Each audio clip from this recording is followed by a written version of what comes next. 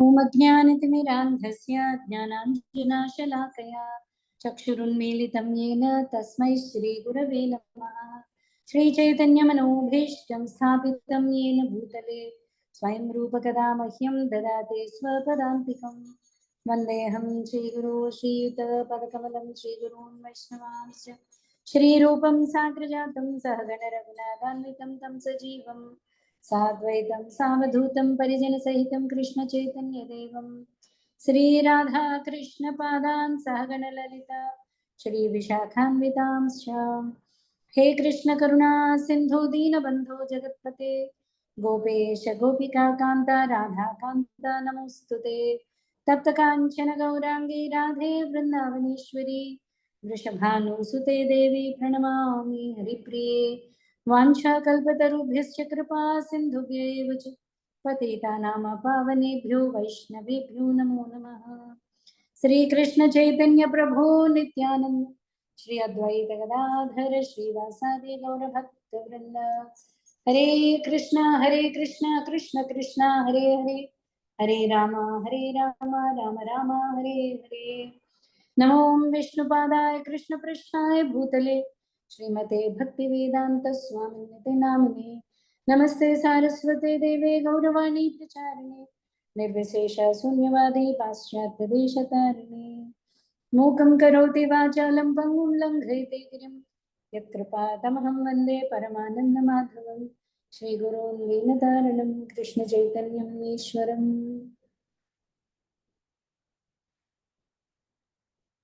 हरे कृष्ण। ओम नमो भगवते वासुदेवाय। ओम नमो भगवते वासुदेवाय।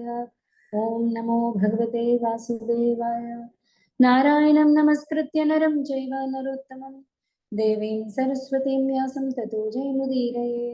नष्टप्रायेष्व भद्रेषु नित्यं भागवत सेवया भगवत्युत्तमश्लोके भक्तिर्भवति नैष्ठिके। कृष्णाय वासुदेवाय देवकी नन्दनाय च नन्दगोपकुमाराय गोविन्दाय नमो नमः। हरे कृष्ण। ప్రథమ స్కందం 7వ అధ్యాయంలో ఉన్నామండి. 7వ అధ్యాయంలో ఫస్ట్ ఇంపార్టెంట్ శ్లోకం ఆత్మారామ శ్లోకం చూసాం. భగవంతుడి గుణగణాలు ఎలాంటివి అంటే ఆత్మారాముడు కూడా అతని గుణగణాలకి ఆకర్షితులవుతున్నారు. సో అలాగా దేనికి ఈ టాపిక్ వచ్చింది అంటే ఆత్మారాముడైన సుఖదేవ గోస్వామి ఎందుకు అంత శ్రమ తీసుకుని భాగవతాన్ని మళ్ళీ పఠనం చేయాల్సి వచ్చింది. ఆల్రెడీ ఆత్మారాముడు కదా అన్నదానికి ఆత్మారామ 8th వర్స్ 10వ వర్స్ అండి. 7వ అధ్యాయం 10వ శ్లోకం. ఆత్మారామాశ్చ మునయో నిర్గ్రంథ అప్యురుక్రమే కుర్వంతి అహేతుకి భక్తిం ఇత్థం భూతగుణో హరి. సో ఆ తర్వాత కథలోకి వెళ్దాం. సో మహాభారతం చివరి రోజున యాక్చువల్లీ మహాభారతం అసలంటూ కథ అందరూ తెలుసుకోండి, అందరికీ తెలిసే ఉంటుంది అనుకుంటాను. లేకపోతే మనకి భావన అర్థం కాదు. కృష్ణుడి యొక్క భక్త వాత్సల్యం అర్థం అవ్వాలి అంటే మనకి కొంచెం మహాభారతం కూడా తెలియాలి.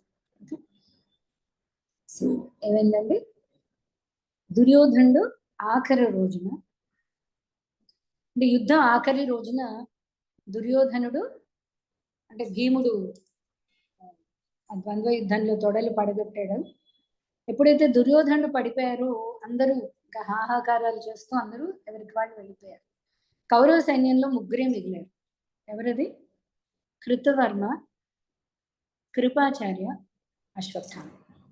వీళ్ళు ముగ్గురే మిగిలారు. అటు పాండవుల వైపు మొదటి నుంచి ధృష్టద్యుమ్నుడే సైన్యాధ్యక్షుడిగా ఉన్నాడు. లాస్ట్ డే వరకు కూడా ఉన్నాడు ధృష్టద్యుమ్నుడు. సో ఆ రోజు రాత్రి ఎప్పుడైతే దుర్యోధనుడు పడిపోయారో అందరూ వెళ్ళిపోయారు. అశ్వత్థామ, కృతవర్మ కూడా వెళ్ళిపోయారు. ఆ రోజు రాత్రి వాళ్ళ ముగ్గురు కూడా దుర్యోధనుని పలకరించడానికి వస్తున్నారు.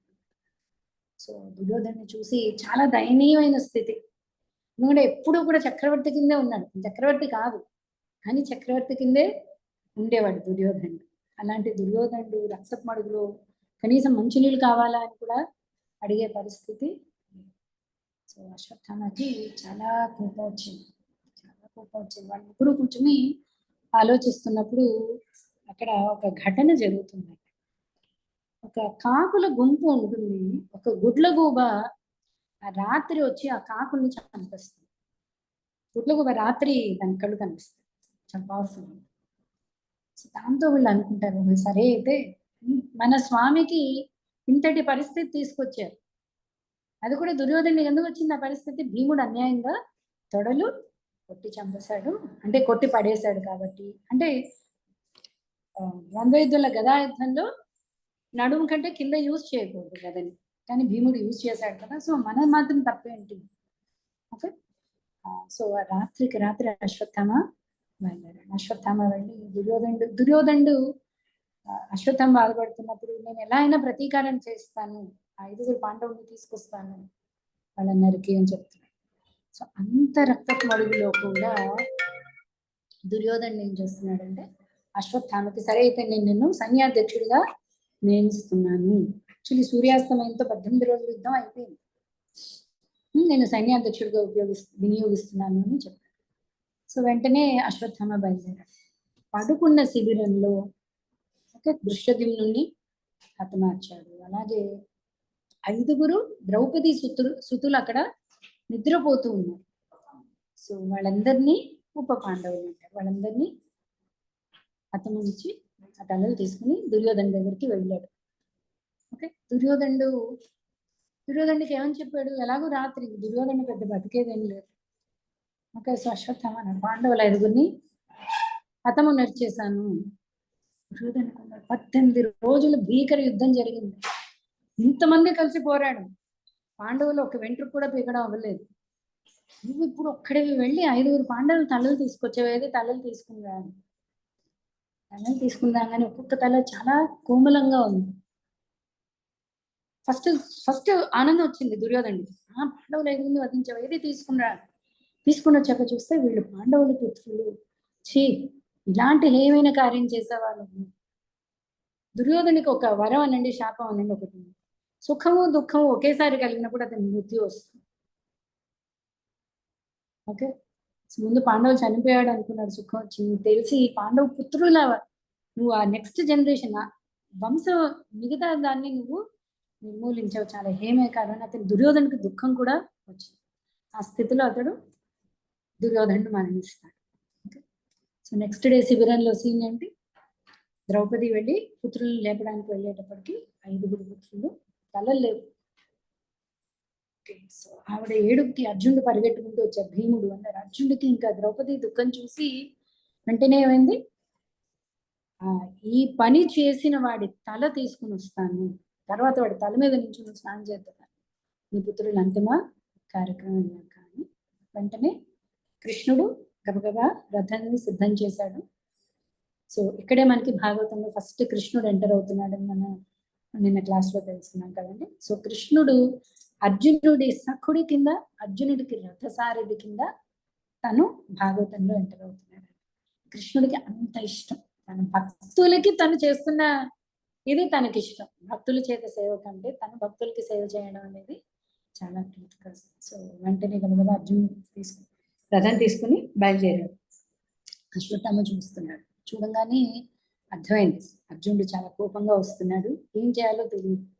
చాలా స్పీడ్ గా రథాన్ని తోలుతున్నాడు. కాసేపటికి గుర్రాలు అలసిపోయాయి. గుర్రాలు అలసిపోగానే రథం మీద నుంచి దిగేసి పరిగెట్టడం మొదలుపెట్టాడు. అంతటి పరిస్థితుల్లో అర్జునుడు కూడా ఏం చేశాడు అంటే, ఒకడు పరిగెడుతున్నప్పుడు నేల మీద రథంలో తరుముకోవడం అనేది కరెక్ట్ కాదు, వీరుడి లక్షణం కాదు. అర్జునుడు కూడా దిగేశాడు. రథం దిగి పరిగెట్టుకుంటూ వెళ్ళి పట్టుకుని తల పట్టుకుని ఈడుస్తున్నాడు అన్నమాట. ఈడవగానే కత్తి కూడా తీస్తున్నాడు. కృష్ణుడు చెప్తున్నాడు, ఆలోచించు, ఇతన్ని శిరస్సు వధించే, నువ్వు ద్రౌపదికి చెప్పావు కదా శిరస్సు తీసుకొస్తానని, ఓకే ఇతను వధించి. ఇతడు చాలా హేయమైన కార్యక్రమాలు చేశాడు. యాక్చువల్లీ బ్రాహ్మడు అశ్వత్థామ, కానీ సరే క్షత్రియ వృత్తి చేపట్టాడు. కానీ క్షత్రియుడిలా ఉన్నాడా? లేదు.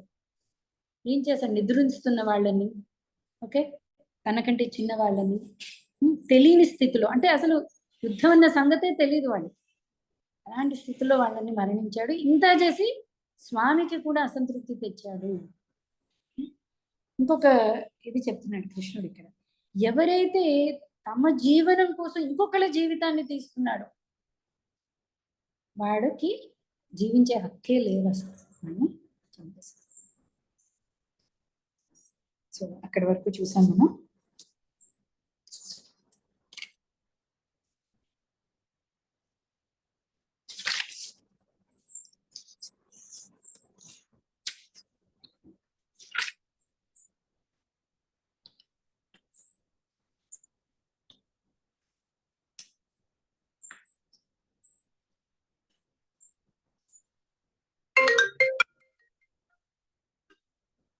ఒక 34వ శ్లోకం ఒక్కసారి చూడండి.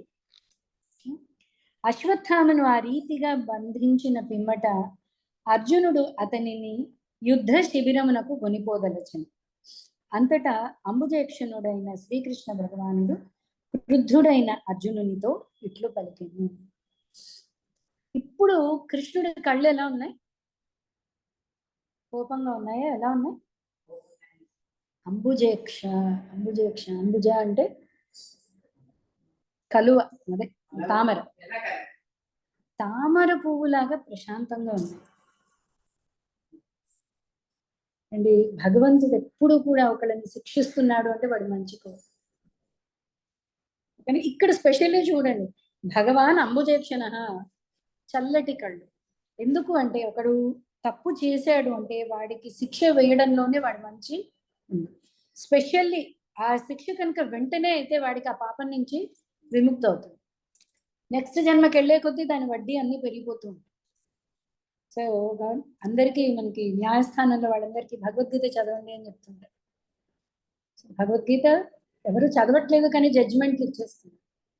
నేరస్తుడికి శిక్ష ఎందుకు వేయాలి అంటే అది వాడి మంచి, మరణ శిక్ష అయినా సరే వాడికి ఆ పాప అక్కడితో ప్రక్షాళన అయ్యి వాడు ఫ్రెష్గా, ఎందుకంటే ఆత్మ ఎలాగో చాలు, వాడు ఫ్రెష్గా వాడి జీవితం మొదలు పెడతాడు. ఓకే, సో చాలా నీతులు. సో భగవంతుడు ఏం చెప్తున్నాడు? చంపేసేది. యాక్చువల్లీ అక్కడ ఏం జరుగుతుంది? అర్జునుడికి పరీక్ష జరుగుతుంది. అర్జునుడు కూడా పట్టుకున్నాడు కానీ శిరస్సుని ఖండించింది. ఎందుకంటే అతి ముఖ్యమైన గుణం మనం ఇక్కడ గుర్తించాల్సింది ఏంటి అంటే కృతజ్ఞత. మనకి మేలు చేసిన వాళ్ళు ఎప్పుడైనా హాని చేసినా కూడా సహించే శక్తి మనకి ఉండాలి. సో అర్జునుడు పట్టుకోగానే కృష్ణుడు ఏమంటున్నాడు? మొదలు పట్టించి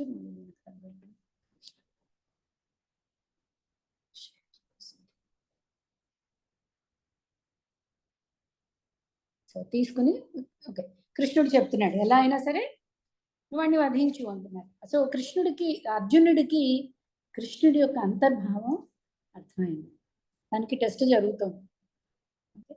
సో సరే అని చెప్పి అర్జునుడు కూడా ఏం చెప్పాడు? కృష్ణుడు గుర్తు చేస్తున్నాడు, ద్రౌపదికి తలను తీసుకొస్తానన్నావు కదా. ఇంకా ఆచార్యులు చెప్తున్నాడు తలని తీసుకొస్తానన్నాడు, తలనే తీసుకెళ్తున్నాడు. అయితే తలతో పాటు శరీరాన్ని కూడా తీసుకెళ్తున్నాడు. ఇంకేసి అర్జునుడు అక్కడ మాట ఏం తప్పలేదు, తలంతో పాటు లాక్కుని వెళ్తున్నాడు. వెళ్ళంగానే అక్కడ ఏం జరిగిందో చూడండి. ఓకే, సో అక్కడ నిన్న మనం ఆపాం కదా. సూత ఉవాచ 40వ శ్లోకం. సూత గోస్వామి పలికింది, అర్జునుని ధర్మనిష్టను పరీక్షించుచున్న శ్రీకృష్ణుడు ద్రోణాచార్య సుతుని సంహరింపుమని ప్రోత్సహించినను మహాత్ముడైన అర్జునుడు తన స్వజన హంతకుడైన అశ్వత్థామను వధింపవలెనన్నది భావనను ఇష్టపడలేదు. సో అర్జునుడి యొక్క ధర్మనిష్టను పరీక్షిస్తున్నాడు భగవంతుడు. ఏం చేస్తాడు అర్జునుడు? చంపేయండి చంపేస్తాడా అంటే మిగతా అన్ని పక్కన పెట్టేసి చంపేస్తాడా అంటే అంత కోపంలో ఉన్నాడా? అంటే తనకి అన్యాయం జరిగింది ఖచ్చితంగా. తన పుత్రులు 5గురిని, పాండవులు ఉప పాండవులు 5గురిని వధించాడు. సో అక్కడ ధర్మ పరీక్ష చేస్తున్నాడు. సో అర్జునుడికి అది అర్థమైంది. భక్తుడికి ఎప్పుడు కూడా భగవంతుడి ఉద్దేశం అర్థమవుతుంది. అలాగే భగవంతుడికి కూడా భక్తుడి ఉద్దేశం అర్థమవుతుంది. సో వధించడానికి ఇష్టపడలేదు. అర్జునుడు తన స్నేహితుడును సారథిను అటు శ్రీకృష్ణుని కూడి తన శిబిరమును చేరిన పిమ్మట హతపుత్రులకే శోకించుచున్న ద్రౌపదికి హంతకుని అప్పగించను. అంటే ఏం చేశాడు? తీసుకెళ్ళి ద్రౌపది దగ్గర పడేశాడు అశ్వత్థామ. ఓకేనా? వెంటనే ఆ మహాసాధ్వి ఆవిడ రియాక్షన్ ఏంటో చూడండి. సూత గోస్వామి పలికి, అంతటా పశువు వలె త్రాళ్లతో కట్టివేయబడ కట్టివేయబడి తీవ్రమగు అపకీర్తికర హత్యాకారము నొనరించిన కారణముగా మౌనమును దాల్చి ఉన్న అశ్వత్థామను ద్రౌపది గాంచెను. చక్కని నడవడిక సహజముగా మంచితనమును కలిగిన ఆమె తన స్త్రీ స్వభావముతో బ్రాహ్మణుడనడి భావనలు అతనికి నమస్సులు అర్పించను. అంటే ఇలాంటి వాళ్ళని కదా కృష్ణుడు సోదరి అంటున్నాడు. కృష్ణుడు ఏమంటున్నాడు, ద్రౌపది నా సోదరి, నా చెల్లెలు. భగవంతుడి భక్తులకి గుణాలు చూడండి. వచ్చినవాడు బ్రాహ్మడు గురుపుత్రుడు అని ఆవిడ నమస్కరిస్తుంది. అంటే అసలు ఊహించగలవా మన ఈ పరిస్థితి? తనకు జరిగిన అన్యాయానికి తన ఆ అన్యాయానికి కారణమైన వాడు వచ్చినప్పుడు ద్రౌపదీదేవి నమస్కరిస్తుంది. బ్రాహ్మడు కదా అని నమస్కరిస్తుంది. ఓకే, ఇక్కడ వామ స్వభావము. వామ అంటే చాలా కోమల స్వభావం, సుందర స్వభావం. ఓకే, వామ స్వభావం. వామనయనవు నీవు అన్నమయ్య కీర్తన వస్తుంది. వామనుడు వందు వామనుడందురు అతనిని వామనయనవు నీవు. కోమల స్వభావం, సుందర స్వభావం. మనం అనుకుంటూ ఉంటాం ద్రౌపది కురుక్షేత్రానికి కృష్ణుడు రాయబారానికి వెళ్తున్నప్పుడు ద్రౌపది పిలిచి చెప్తుంది కదా, ఏమని, ఇంతవరకు నా కేశాలకి నేను ముడి పెట్టలేదు ఆ రోజు వరకు. ఇది దుశ్శాసనుడి రక్తంతో తడిసిన తర్వాతే ఈ శిరోజాలకి ముడివేయగలం. ఎంత కఠినమా,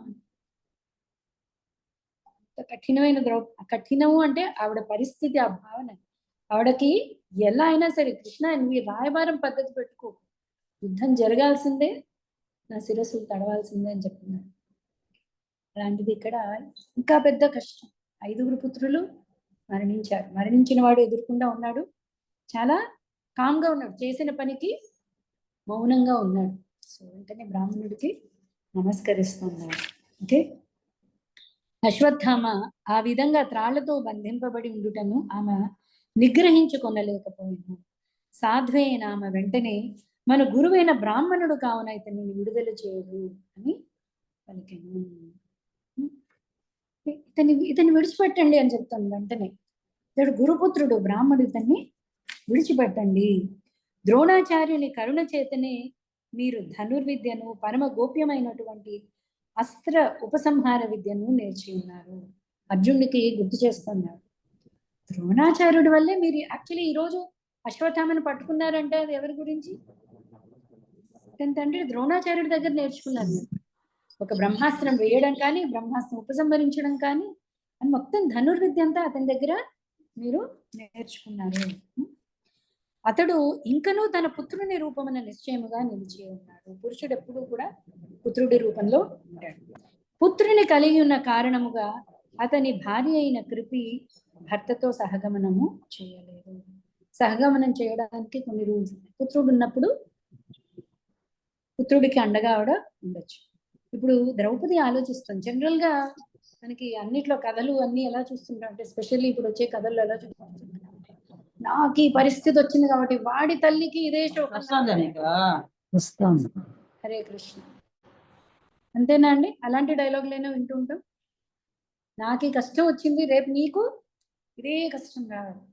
ఇప్పుడు కానీ మన దుఃఖం, దాంతో ఈ దుఃఖం ఎలా పోతుందో మనకు తెలియదు.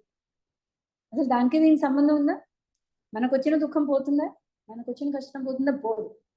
కానీ ఏమంటారు, బాధనండి ఏదైనా సరే ఎదుటి వారి వాళ్ళకి అదే స్థితి రావాలి.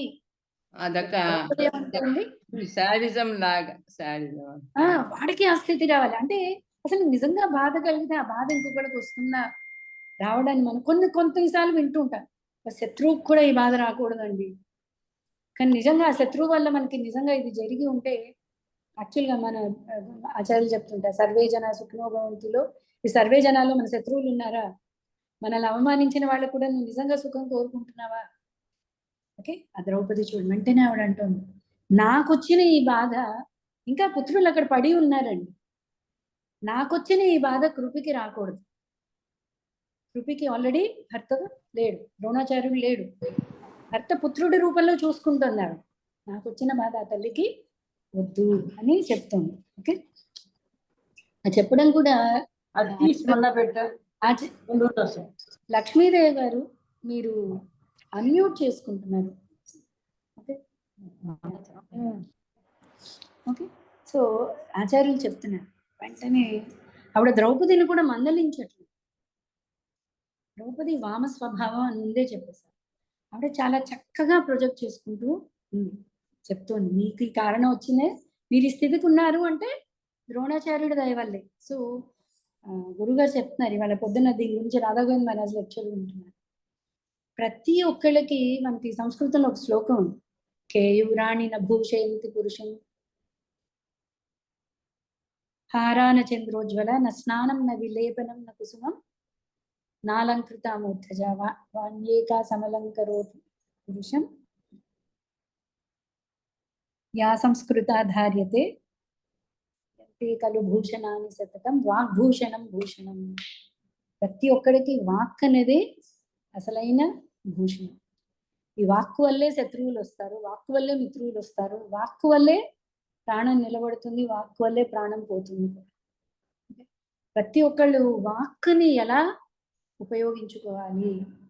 సో వెంటనే మనం నిలదీస్తాం, ఇలాంటి వాడిని నువ్వు ఎలా విడిచిపెట్టి ఇలా చేస్తున్నావు, నువ్వు ఎప్పుడు ఇలాంటి వాడివి, ఇలా చేస్తున్నావు అలా చేస్తున్నావు. ఆచార్యులు చెప్తున్నారు ఎంత సౌమ్యంగా ఆవిడ భర్తకి చెప్తుంది. మీరు అంటే ప్రతి స్త్రీకి స్పెషల్లీ భగవద్గీతలో కృష్ణుడు చెప్తున్నారు, స్త్రీకి ఆ సున్నితమైన వాక్కు ఉండాలి. అంత కష్టం ఎవరికి వచ్చిందండి? ద్రౌపదికి ఉన్న కష్టం. ఆ కష్టంలో ఆవిడ అర్జునుడికి చెప్తుంది, ఇతన్ని విడిచిపెట్టండి, ఇతడు. అందుకే ప్రతి ఒక్కరికి వాక్కు తపస్సు అనేది మనం అన్ని చోట్ల రాసుకుని నేర్చుకోవాలండి. ఏమిటి వాక్కు తపస్సు? చెప్పండి. అనుద్వేగకరం వాక్యం సత్యం ప్రియహితై చేయత్ స్వాధ్యాయాభ్యసనై చైవ వాంగ్మయం తప ఉచ్యతే. అంటే అంటే ఏంటి? వాంగ్మయం తప ఉచ్యతే. వాక్ యొక్క తపస్సు ఏంటి అంటే అనుద్వేగకరం, అవతల వాడికి ఉద్వేగం వచ్చేలా మాట్లాడకుండా ఉండడం. సత్యం, ప్రియం, ప్రియం అంటే ప్రియంగా మాట్లాడు, హితం వాడికి పనికొచ్చేది, స్వాధ్యాయ, స్వాధ్యాయ అంటే స్వాధ్యాయ అంటే శాస్త్రాన్ని చదవడానికి. వీటికి వాక్కుని ఉపయోగించాం. మన సరిగ్గా ఆపోజిట్ చేస్తాం. సత్యం చెప్పాలి అన్న ఆత్రం కంటే ఎవరికైనా సరే అసత్యం చెప్పడానికి ఆత్రం ఎక్కువ. ఉద్వేగం, నన్ను అన్నారు కదా, నీకు ఉద్వేగం వచ్చేలా నేను మాట అంటాను. ఓకే. సో ఇదంతా ఏంటంటే తపస్సు అనేది ఆపోజిట్ వెళ్ళిపోతుంది. మనం అనుకున్నాం కదా, కృష్ణుడు ఏం చెప్పాడు, ఎట్టి పరిస్థితుల్లో యజ్ఞము దానము తపస్సు విడిచిపెట్టకూడదు. సో వాక్ తపస్సు, అలాగే మనస్సు తపస్సు, అలాగే శరీరం యొక్క తపస్సు. సో ఆవిడ చాలా చాకచక్యంగా మన భర్త చెప్తుంది అని చెప్తున్నాను. ఇంద్రియ నిగ్రహము లేని వారే, సారీ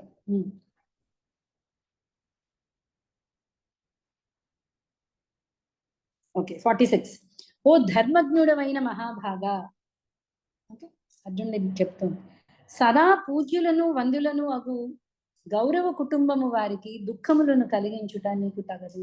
ఎప్పుడు ఇలాంటి పనే చేయలేదు. అర్జునుడికి స్వామి చెప్తాను. ఓకే, నువ్వు సదా పూజ్యులు వందులు గురుపుత్రులు కాబట్టి ఎప్పుడు అలాంటి చేయలేదు, కాబట్టి ఇప్పుడు కూడా అలాంటి కార్యం అనేది చేయకు. ఓ నాథ, నా వలనే ద్రోణాచార్యుని భార్య కూడా దుఃఖించినట్లు చేయకము.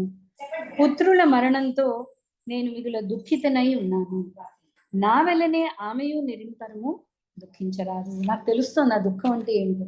ఈ దుఃఖం గురుపత్ని కృతికి మీరు మన వల్ల కలగద్దు అని చెప్తున్నాడు. ఇంద్రియ నిగ్రహము లేని వారై రాజవంశము వారు బ్రాహ్మణ కులము పట్ల అపరాధము గావించి వారికి క్రోధమును కలిగించినచో అట్టి క్రోధాగ్ని రాజవంశమునంతటిని భస్మీపటలము గావించి సర్వులకు దుఃఖమును కలుగజేయగలరు. అంటే పూర్వకాలం అంత సత్యం ఉండేది ఆ వాక్కులు.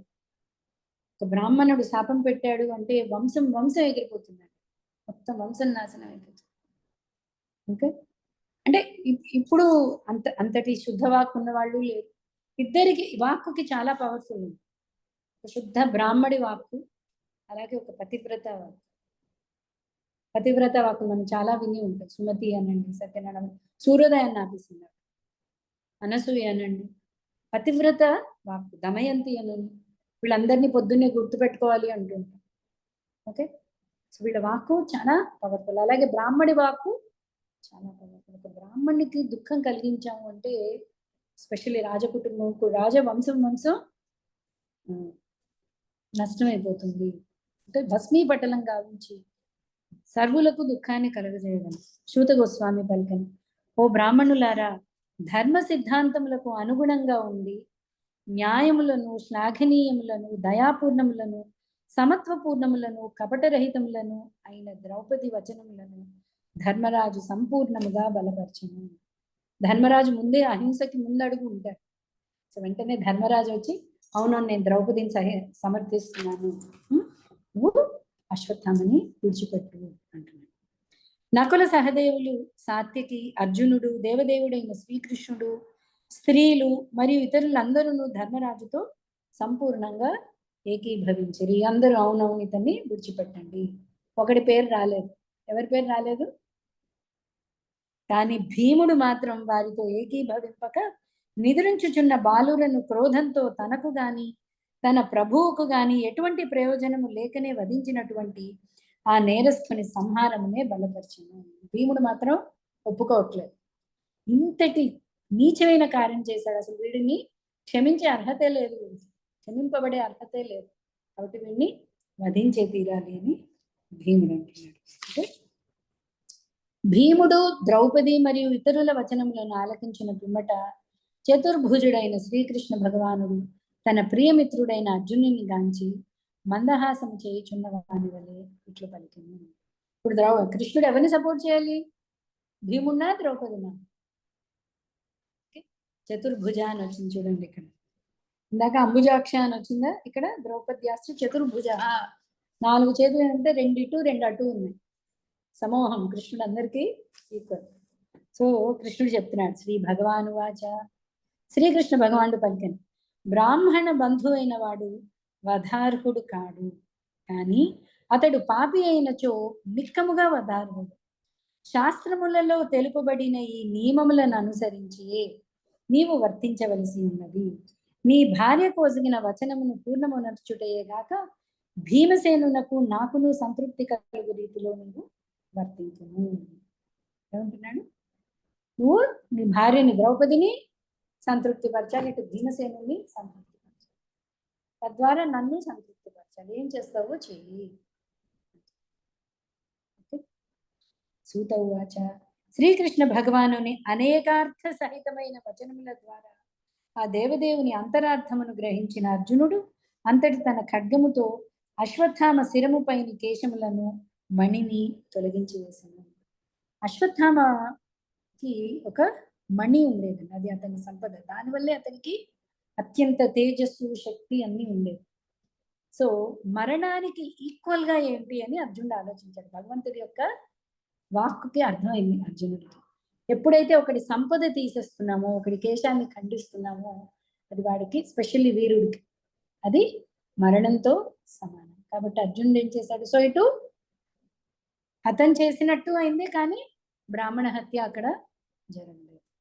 ఓకే, ఇలాంటి స్థితి మన రామాయణంలో ఒక చోట వస్తుంది. గుర్తొచ్చింది ఎవరికైనా?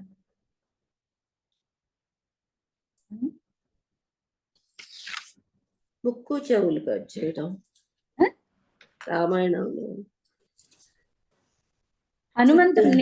హనుమంతుడిని పట్టుకుని రావణ సభకి తీసుకెళ్ళారు. రావణాసుడు కుమారుడు అక్షకుమారుని కూడా చంపేశాడు ఆంజనేయ స్వామి. ఫస్ట్ సీతమ్మ వారిని వెతకడానికి వెళ్ళినప్పుడు కదా, తీసుకువెళ్ళంగానే రావణాసుడు చాలా ఆగ్రహంతో ఉన్నాడు. పుత్రుడు మరణించాడు, చిన్నవాడు అక్షకుమారుడు. సో వీడిని వధించేయండి అన్నాడు. వెంటనే విభీషణుడు అడ్డుపడ్డాడు. దూతని చంపకూడదు, నువ్వు ఇలాంటి పని చేయ, లోకం చే గర్హింపబడినది సుందరకాండలో వస్తుంది. లోకమంతా నిన్ను చీ అంటుంది, ఒక దూతని చంపావు అంటే. సో రావణుడు సరే అన్నాడు. సరే అయితే విభీషణుడు చెప్తున్నాడు, దీనికి ఆల్టర్నేటివ్స్ చాలా, వాడిని అంగవైకల్యం ఏదో చేయడం ఏదో. సో అందుకని రావణాసుడు ఏం చేయడు, సరే అయితే తోకని కాల్చి, కోతులకి తోక చాలా ప్రియం కాబట్టి తోకని కాల్చేయండి, కాలిస్తే అది వధించడంతో సమానం, ఒక అంగవైకల్యం చేస్తాను దూతకి.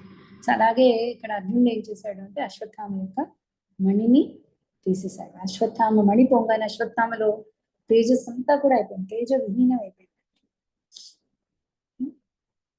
శిశు హత్య చేయి ఇదివరకే దేహకాంతిని కోల్పోయిన అతడు పాపం చేసిన వాడి మొహం అలాగే ఉంటుంది, వాడిలోంచి కాంతి తీయవేయబడుతుంది. ఆల్రెడీ శిశు హత్య చేసి అశ్వత్థామ కాంతి పోయింది. తన శిరము నుండి మణి తొలగింపబడినంతటా మరింతగా తేజోవిహీనుడయ్యాడు. ఆ విధంగా అతడు బంధములు తొలగింపబడిన వాడే శిబిరము నుండి తరిమివేయబడను.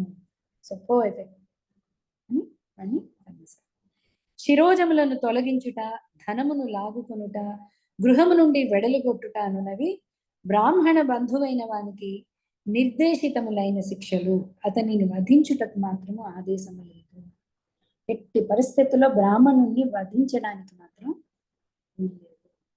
అన్ని పాపాల్లోకి హైయెస్ట్ ఏంటంటే బ్రహ్మహత్య పాతకం. బ్రహ్మహత్య అంటే బ్రాహ్మణుడి యొక్క, అతన్ని వధించడానికి లేదు. అశ్వత్థామని బ్రాహ్మణ బంధువు అంటున్నాడు. బ్రహ్మ బంధువునాం. ఎందుకు అంటే బ్రాహ్మణుడిలా అతడు ప్రవర్తించాడు. బ్రాహ్మణుడు అంటే మనం తెలుసుకున్నాం కదండి, గుణ కర్మ, వాళ్ళ గుణాలని బట్టి కర్మల్ని బట్టి వాళ్ళని బ్రాహ్మణ. సో ఇతన్ని బ్రాహ్మణ బంధు అంటున్నాడు కృష్ణ. బ్రహ్మబంధుని విడిచిపెట్టేయండి. సో అలా అశ్వత్థామ వెళ్ళిపోయాడు.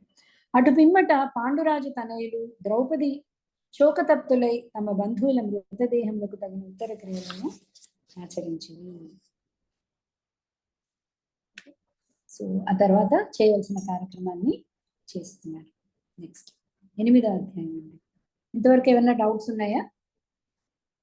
మహాభారతంలో కూడా చాలా చోట్ల మనం ఈ సూక్ష్మాలు కొంచెం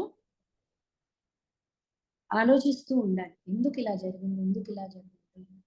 ఓకే, స్పెషల్లీ చాలా మందికి ఇప్పుడు అశ్వత్థామ మీద ద్రోణాచార్యుడు మరణించినప్పుడు అశ్వత్థామ హతకుంజరహ అన్నప్పుడు మీ అందరికీ తెలుసు కదండి.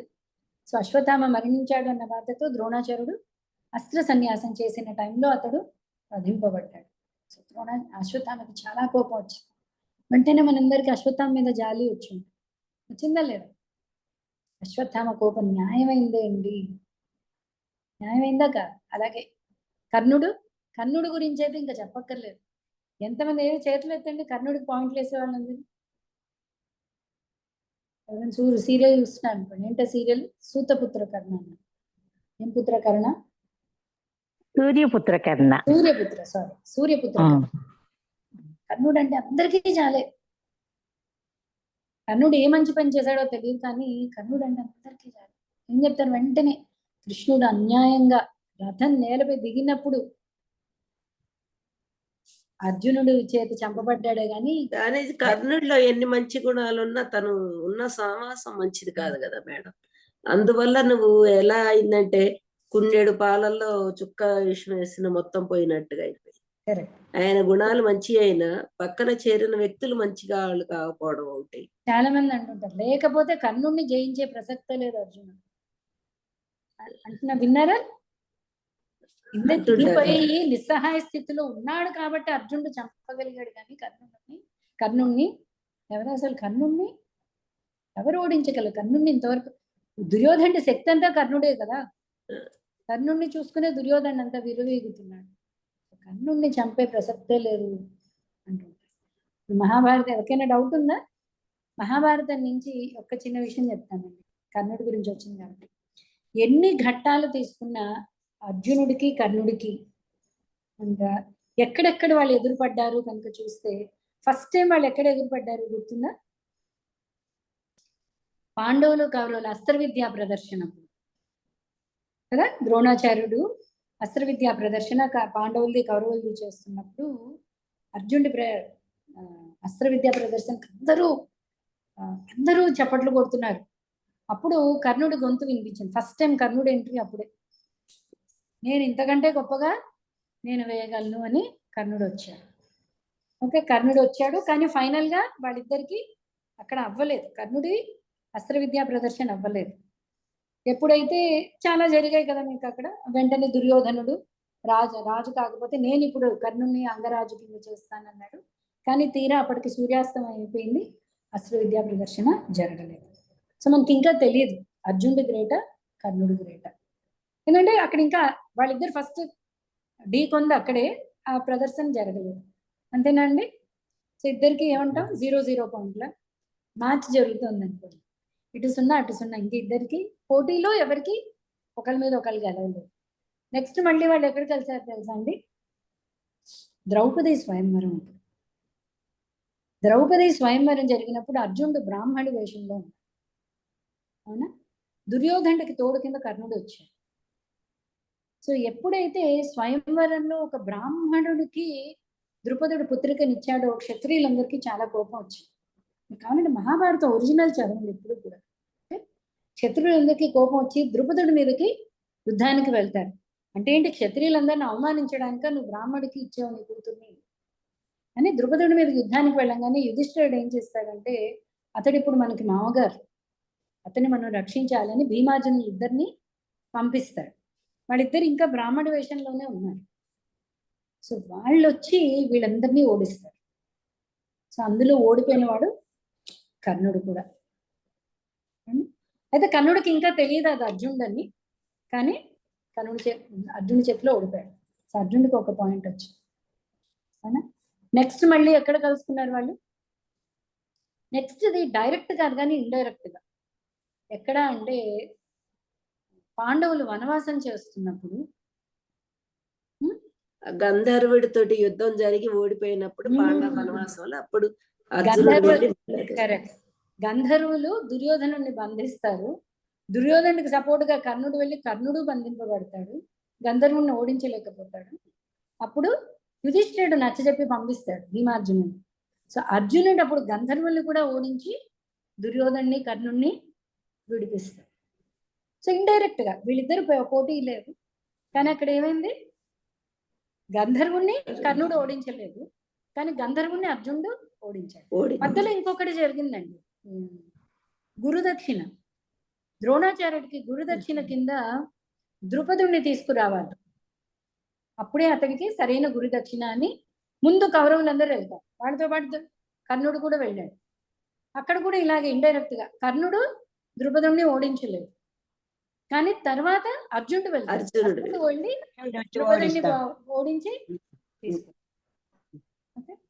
ఇప్పుడు ఎన్ని పాయింట్లు వచ్చాయి? అర్జునుడు 3 వచ్చినట్టున్నాయి, 2-3 వచ్చాయి. కర్ణుడికి ఇంకా ఏమంటారు, చెప్తుంటారు కర్ణుడికి ఇంకా అకౌంట్ ఓపెన్ కాలేదు, ఇంకా 0లో ఉన్నాడు, ఇంకా పాయింట్ రాలేదు. ఆ తర్వాత విరాట్ సభ, విరాట రాజ్యంలో అజ్ఞాతవాసం పూర్తయిన ఉత్తర గోగ్రహణం. అప్పుడు ఏమైంది, యుద్ధంలో అర్జునుడు ఒక్కడే కురు సైన్యాన్ని అందరినీ ఓడించాడు. యుద్ధానికి అదే టైం కాదని అందరినీ ఓడించి వెనక్కి తీసుకొచ్చాడు అర్జునుడు భూసంపద. వాళ్ళలో కర్ణుడు ముఖ్యంగా ఉన్నాడు. సో ఎక్కడా కూడా కర్ణుడు అర్జునుడిని ఓడించలేదు. ఇవాళ రథం లేదు కదా, రథం కింద ఉన్నాను, నిరాయుధుడిని అయి ఉన్నాను, కృష్ణుడు ఇలా చేయించాడు, లేకపోతే కర్ణుడికి అసలు అర్జునుడు ఏది కాదు అంటే అసలు ఎక్కడ పాయింట్ లేదండి. మీకు అర్థమైందా? ఒక్కసారి కూడా అర్జునుడి మీద కర్ణుడికి పాయింట్ రాలేదు.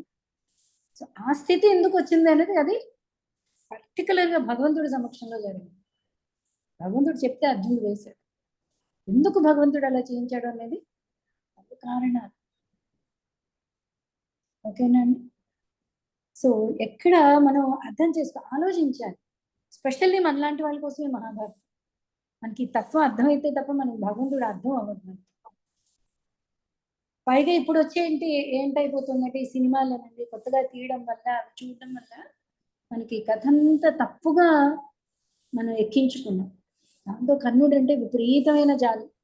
కర్ణుడు అంటే చాలా గొప్పవాడు, కర్ణుడు గొప్పవాడు మా పిల్లలు అంటారండి. కర్ణుడు మంచివాడు, కానీ దుర్యోధనుడి వైపు చేరాడు. అది అతనికి ఏమంటారు, ఆబ్లిగేషన్ అంట. తనకి రాజ్యాన్ని ఇచ్చి తన పరువు రక్షించాడు అన్న కృతజ్ఞతతో కర్ణుడు దుర్యోధనుడి వైపు ఉన్నాడు. కర్ణుడు తనకి అవసరం కాబట్టి కర్ణుడు నుంచుకున్నాడు. వాళ్ళిద్దరు మైత్రి అంటాం. ఎప్పుడైతే కర్ణుడు చెయ్యలేకపోతున్నాడో దుర్యోధనుడు వెళ్ళి తిడతాడు కర్ణుడు. కానీ ఏ సందర్భంలో కూడా కర్ణుడు ఖండించలేదు కదా మేడం. దుర్యోధనుడు చేసే పని ఇది తప్పు అని ఎప్పుడు ఖండించలేదు, వెనకొసుకొచ్చాడు. అది తప్పు కదా. మొన్న మీకు చెప్పినట్టు ద్రౌపది విషయంలో ఫస్ట్ మాట్లాడిందే కర్ణుడు. అసత్ సభలో ద్రౌపది అవమానానికి దుర్యోధనుడికి ఐడియా ఇచ్చిన వాడే కర్ణుడు. సో ఇన్ని పెట్టుకుని కర్ణుడి మీద ఉంది. అయ్యో కర్ణుడు దానంలో కూడా దానకర్ణుడు. ఇంకోటి ఏంటండి, అర్జునుడు కృష్ణుడికి నిత్య సఖుడు అని. కర్ణుడు పూర్వజన్మలో సహస్ర కవచుడు అనే రాక్షసుడు. రాక్షస భావం ఇంకా ఉండిపోయింది, అందుకని తప్పు ఇదికి వెళ్ళిపోయాడు. తప్పని తెలుస్తున్నా ప్రేమేలు గారు చెప్పినట్టు నోరు మూసుకున్నాడు, ఖండించాడు, సపోర్ట్ చేసినట్టు. ఎక్కడ కర్ణుడి మీద అంటే కర్ణుడిని పైకి పెట్టి మన అర్జునుడిని తప్పు చేయడం అనేది కేవలం అజ్ఞానం, మూర్ఖత్వం. ఓకేనా అండి? సో టైటిల్స్ అలా ఉన్నప్పుడు మనం అసలు వాటిని చూడక చక్కగా అర్జునుడి గురించి వినండి. అర్జునుడి గురించి మహాభారతం తీసినట్టుగా ఉన్నట్టుగా తీసిన ఎపిసోడ్స్ ఉన్నాయి, అవి చూడండి చక్కగా. మళ్ళీ చూడండి, మళ్ళీ రామానంద గారు రామాయణం తీశారు, మళ్ళీ చూడండి. అతను రెఫరెన్స్ ఇస్తారు, ఈ రామాయణం నుంచి తీసుకున్నాను, శాస్త్రం రెఫరెన్స్ ఉంది అంటప్పుడు. ఓకేనా? నెక్స్ట్ తర్వాత ఇంత తీసి వదిలేసిన అశ్వత్థామ వెళ్ళిపోయాడా, ఊరికే ఉన్నాడా అని మనం నెక్స్ట్ చాప్టర్లో చూస్తున్నాం. 8వ అధ్యాయం సూత ఉవాచ. 8th చాప్టర్ కూడా చాలా ఇంపార్టెంట్ అండి, కుంతీదేవి ప్రార్థనలు. ఇంతకీ కంటిన్యూటీ ఏంటో చూద్దాం. సూత గోస్వామి పలికింది, తదుపరి మృత్యువును గోరి మృతులైనట్టి బంధువులకు పాండవులు జలతర్పణములను నొసగగోరిన వారే ద్రౌపదిని గూడి స్త్రీలను ముందిడుకొని గంగా నదికి చెంది మృత బంధువుల కొరకై శోకించిన పిమ్మట తగిన రీతి తర్పణముల నొసగి హరిపాద పద్మధూళిచే మిళితమై పవిత్రమైనటువంటి గంగా జలమున వారు స్నానమాడిరి. గంగ ఎందుకంత పవిత్రం? గంగ విష్ణు పాదోద్భవి కదా, హరి పాదధూళి చేత ఆవిడ తడిచింది కాబట్టి ఆవిడంతా పవిత్రురాలైంది. సో గంగా జలంగా అందరూ స్నానం చేశారు, తర్పణాలు వదిలేసి. పిమ్మట శోకతప్తులైన తన సోదరులను ధృతరాష్ట్రుని, గాంధారిని, కుంతీదేవిని, ద్రౌపదిని కూడి కురుపతి అయిన ధర్మరాజు అచట కూర్చుండెను. శ్రీకృష్ణ భగవానుడు అచట నిలిచి ఉండెను. సో కార్యక్రమం అంతా పూర్తయింది. ధర్మరాజు, ధృతరాష్ట్రుడు, గాంధారి అందరూ అక్కడ కూర్చుని ఉన్నారు. కృష్ణుడు అక్కడ నించుని ఉన్నాడు. నించుని అంటే వాళ్ళల్లో ఒకడిలా కృష్ణుడు అక్కడ నించుని ఉన్నాడు. భగవానుని కఠిన నియమములను జీవులపై వాటి ప్రభావమును ఉదహరించుచు శ్రీకృష్ణ భగవానుడు మునులు, నిశ్చేష్టులను, ప్రభావితులను అయిన వారిని ఓదార్చ యత్నించి. కృష్ణుడు ఓదారుస్తున్నాడు. ఏమని? జరిగిన వాళ్ళ గురించి అక్కడ శోకిస్తున్నారు అన్నారు. సో ఒక రకంగా అక్కడ భగవద్గీత చెప్తున్నాడు. భగవంతుడి యొక్క ప్లాన్ ఎప్పుడూ కూడా పర్ఫెక్ట్. జీవుడు, శరీరం ఇవన్నీ కూడా చెప్పి ఓదార్చడానికి ప్రయత్నిస్తున్నాడు. అజాత శత్రువైన ధర్మరాజు యొక్క రాజ్యమును తెలివిగల దుర్యోధనుడు అతని పక్షము వారు కుట్రతో అపహరించిరి. అయినను శ్రీకృష్ణ భగవానుని కరుణచే పాండవుల రాజ్యము తిరిగి వారికి లభించుటేగాక దుర్యోధనుని పక్షమున చేరిన దుర్మార్గులైన రాజులందరూ ఆ దేవదేవునిచే సంహరింపబడిరి. ద్రౌపది శిరోజములను పట్టిలాగిన కారణముగా తమ ఆయువు క్షీణించుట చేత ఇతరులను మరణించిరి. చాలాసార్లు మనం అనుకుంటూ ఉంటాం, వీడి పాప ఎప్పుడు పండుతుందో అని. పాపం ఖచ్చితంగా పండుతుంది. గురుగారు ఎగ్జాంపుల్ ఇస్తున్నారు. కరెంట్ తిరుగుతుందని తెలియట్లేదు, బిల్లు వచ్చినప్పుడు అర్థం అవుతుంది. ఓహో, మనం ఇంత పూర్వకాలం ఫోన్ బిల్లులు వచ్చాయి, తీరా పెట్టేశాక బిల్లు ఇంతసేపు మాట్లాడాను మనం ఇంకా అడుగుతాం, ఏదో ఒకసారి చెక్ చేయండి. ఈబీ వాళ్ళకి ఏమంటే మా మీటర్ పాడైపోయింది అనుకుంటా, మేము ఇంత వాడలేదు, కరెక్ట్గానే ఉంది. స్పెషల్లీ ఇది భగవంతుడి లా. ఇక్కడ మీటర్లు తప్పు తిరగచ్చు సాధ్యం, కానీ భగవంతుడిలా ఎవ్వడూ కూడా పాపం నుంచి తప్పించుకోవడం అది పండే తిరుగుతుంది. చూడడానికి టైం పడుతుంది, ఇంకా తిరుగుతుంది, మీటర్ తిరుగుతుంది, ఇంకా మీటర్ బిల్ టైము ఇంకా రాలేదు. చాలా మందికి అర్థం అవుతూ ఉంటుంది, అనుకుంటూ ఉంటాం వాడికి ఇంకా ఇంత మంచి జరుగుతుంది, వాడు ఇన్ని తప్పులు చేస్తున్నాడు, లేదా వీళ్ళకి ఇన్ని కష్టాలు వస్తున్నాయి, బిల్లింగ్ డేట్ ఇంకా రాలేదు. ఎవరి పుణ్యం వృధా అవ్వదు, ఎవరి పాపం వృధా అవ్వదండి. ఆ కోట ఆటోమేటిక్గా మనకి ఇవ్వబడుతుంది. ఓకే, శ్రీకృష్ణుడు ధర్మరాజుచే 3 ఉత్తమములైన అశ్వమేధ యజ్ఞములను నిర్వర్తింపజేసి శతాశ్వమేధ యజ్ఞములను గాంచిన ఇంద్రుని యశస్సు వలె అతని యశస్సును సర్వదిక్కులేందును వ్యాపింపజేసను. చెప్పే మణి తీసుకెళ్ళిపోయాడు, చెప్పేసాను కదా ముందు చాప్టర్లో వచ్చిన. ఓకే, సో కృష్ణుడు ఏం చేశాడు, ధర్మరాజు చేత 3 అశ్వమేధ యజ్ఞాలని చేయించాడు. అటు పిమ్మట శ్రీకృష్ణుడు తన తిరుగు ప్రయాణమునకు సంసిద్ధుడయ్యను. శ్రీల వ్యాసదేవుని అధ్యక్షతన గల బ్రాహ్మణులతో పూజలందిన పిమ్మట అతడు పాండవులను ఆమంత్రించను. అలాగుననే తనను అభినందించిన వారులకు తిరిగి తన అభినందనలను తెలియజేసను. ఓకే ఓకే సో ఇక్కడ పర్టికులర్గా ఎందుకు అంటే కృష్ణుడు ప్రస్తుతం క్షత్రియ వంశంలో వచ్చాడు. సో కానీ కృష్ణుడు బ్రాహ్మణులను ఎలా ఆదరించాడు అనేది మనం అన్ని చోట్ల గో బ్రాహ్మణ హితాయ చ, బ్రాహ్మణులు అంటే అంత గౌరవం కృష్ణుడికి. సో కృష్ణుడు భగవానుడు అని తెలిసిన బ్రాహ్మణులు ఏం చేశారు, కృష్ణుడికి నమస్కరించారు. ఆ విధంగా ద్వారకకు పయనమవగోరి రథమునందు ఆసీనుడైనంతనే భయ విహ్వలతతో ఉత్తర తన వైపునకు పరుగులతో అరుదించుటను శ్రీకృష్ణ భగవానుడు గాంచెను.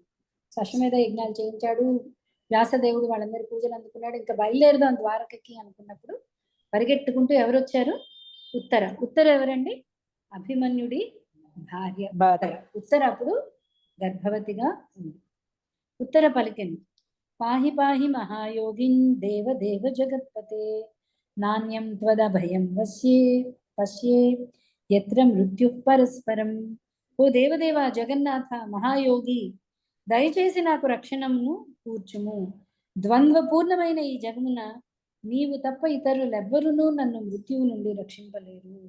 వాడికి ఏదో భయం వచ్చింది, పరిగెట్టుకుంటూ వచ్చి అంతమంది ఉన్నారు, ఎవరి దగ్గరకు వచ్చింది, కృష్ణుడి దగ్గరకు వచ్చి ఈ భయం నుంచి నువ్వు తప్ప నన్ను ఎవరు రక్షించలేరు. హే ప్రభు, నీవు సర్వశక్తి సంపన్నుడవు. అగ్నిమయమైన లోహపు బాణం ఒకటి నా చెంతకు వేగంగా అరుదించుచున్నది. ఓ దేవా, నీవు కోరినచో అది నన్ను దహించినను సరియే, కానీ అది నా గర్భమును దహించి నాశనము చేయనట్లుగా మాత్రము చేయకుము. ఓ నాథ, దయచేసి నా ఎడ ఈ అనుగ్రహమును చూపుము. గొప్ప గొప్ప క్షత్రియ కాంతలండి వీళ్ళందరూ. ఉత్తర చెప్తుంది, ఒక వేగంగా ఒక బాణం నా వైపు వస్తుంది. ఒకవేళ నువ్వు కనుక అనుకుంటే అది నన్ను కావాలంటే నన్ను దహింపజేయదు, కానీ నా గర్భంలో ఉన్న పుత్రునికి నువ్వు రక్షించు, రక్షగా ఉండు. ఓకే, సూత గోస్వామి పలికిన ఉత్తర పలుకులను సావధానంగా ఆలకించిన భక్తవత్సలుడైన శ్రీకృష్ణ భగవానుడు ద్రోణాచార్యుని తనయుడైన అశ్వత్థామ పాండవ వంశమునందలి చివరి వాణిని నశింపజేయుటకై బ్రహ్మాస్త్రమును ప్రయోగించెనని శీఘ్రమే అవగతము చేసుకున్నాను. సో వస్తున్న బాణం ఏంటి అంటే చూడండి, అశ్వత్థామకి మార్పు వచ్చిందా, రాలేదు. అంటే అసలు వధతో సమానం, మరణించిన వాడితో సమానం, అయినా వదలట్లేదు. ప్రతి ఒక్కడికి తన దగ్గర ఒకటి ఉందనుకోండి, అది తనని కాపాడుతుంది అని ఒక నమ్మకం మనందరం అనుకుంటుంటాం. ఇవాళ నా బ్యాంక్ డిపాజిట్ నన్ను రక్షిస్తుంది. యాక్చువల్లీ ద్రౌపది ఘటన ఎందుకు జరిగింది అంటే భగవంతుడు అదొక విషయం లోక విదితం చేస్తున్నాడు. భగవంతుడు తప్ప ఎవరు రక్షించలేరు. కానీ మనందరం ఏమనుకుంటాం అంటే నాకు ఇది స్ట్రెంగ్త్. ప్రతి ఒక్కడికి ఒకటి చూసుకుని ఆ బలాన్ని బట్టి మనం చేస్తుంటాం. సో నిజంగా మన బలం ఏంటి అంటే మనం దేన్ని మన బలం అనుకుంటున్నాం ఆ బలం. సో ఎప్పుడైతే భగవంతుడు మన బలం అని అర్థమవుతుందో అప్పుడు నిజంగా బలవంతుడు. శాశ్వతం అనుకుంటే ఇంకా నా దగ్గర బ్రహ్మాస్త్ర విద్య ఉంది, ఇంకా ఉంది, దాన్ని ఉపయోగిస్తాను. అపాండవ, ఆ బాణం పేరు ఏంటంటే అపాండవ. అపాండవ ఏంటి అంటే పాండవుడు అన్నవాడు ఎవరు మిగలకూడదు. ఎవడు పాండవుడు వాళ్ళందరినీ వెళ్ళి వాళ్ళందరి మీదకి వేసేశాడు. ఓకే, ఓ మునిశ్రేష్ఠ సౌనక, మండుచున్న బ్రహ్మాస్త్రము అతివేగంగా తమ వైపునికి అరుదించుటను గాంచిన పాండవులు వెంటనే తమ ఆయుధములను చేపట్టారు. పాండవులందరూ వెంటనే వాళ్ళ ఆయుధాలు తీసుకుంటున్నారు.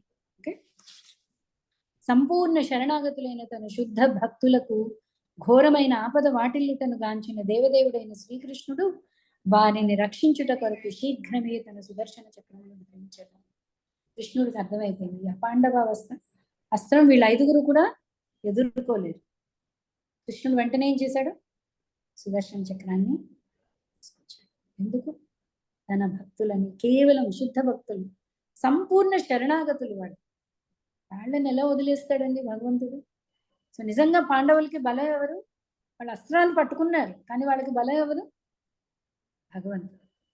భగవంతుడు ఏం చేశాడు? సుదర్శన చక్రాన్ని అడ్డం పెట్టాడు. ప్రతి వారి హృదయమునందును పరమాత్మ రూపమున వసించియుండు యోగీశ్వరుడైన శ్రీకృష్ణుడు కురు వంశాంకురమును రక్షించుట కొరకు తన యోగమాయచే ఉత్తర గర్భమును కప్పివేశను. ఏం చేశాడు? ఆ సుదర్శన చక్రాంతో ఉత్తర గర్భం లోపల ఆ కురువంశం ఉండిపోయింది. ఓకే, దాన్ని రక్షించడం కోసం. ఎందుకంటే ఈ అపాండవ వస్త్రం పాండవులని, అలాగే పరీక్షిత్ అంటే ఉత్తర గర్భంలో ఉన్న శిశువు మీద కూడా వెళ్ళి సంహరించబోతుంది. సో ఏం చేశాడు? భగవంతుడు ఉత్తర గర్భానికి అడ్డంగా తన సుదర్శన చక్రాన్ని పెట్టాడు. ఓకే, ఓ శౌనక, అశ్వత్థామ ప్రయోగించిన దివ్యమైన బ్రహ్మాస్త్రము అమోఘ అనివార్యము అయినప్పటికీ విష్ణు తేజముచే ఎదిరింపబడినప్పుడు నిరర్థకమై భంగపడను. అంటే బ్రహ్మాస్త్రానికి హనుమంతుడు కూడా యాక్చువల్లీ బ్రహ్మాస్త్రం ఏమీ చేయలేదు. ఆ బ్రహ్మాస్త్రానికి గౌరవించి హనుమంతుడు లొంగిపోయాడు. కృష్ణుడి చక్రాన్ని అదేం చేయదు. యాక్చువల్లీ అది అమోఘం బ్రహ్మాస్త్రం, కానీ భగవంతుడి చక్రం ముందు అది ఏమీ చేయలేకపోయింది.